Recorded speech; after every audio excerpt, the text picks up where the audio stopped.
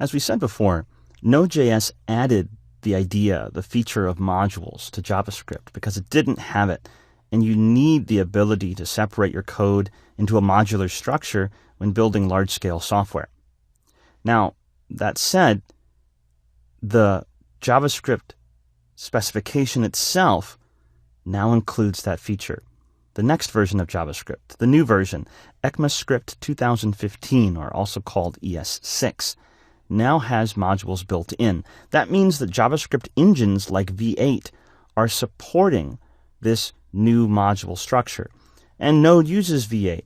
So over time, we're going to see more and more usage of ES6 modules instead of Node modules. But they're not going to go away completely or right away because there's a huge ecosystem using Node modules, as we'll see later in the course.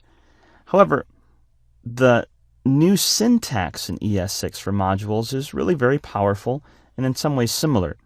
For example, if I wanted to export a greet function from my greet.js file, I would put the keyword export before the function keyword. And then in my app.js file, I can then import anything that has that export tag on it using the import keyword.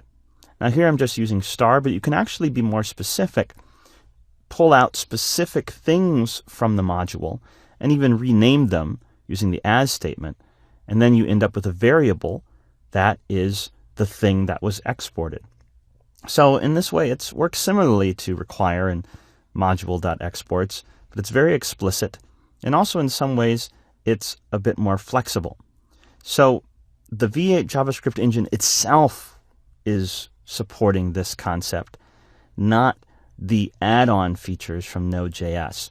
So if you see this in code, it's ES6. You see require and module.exports, it's Node. But in either case, it's the same concept.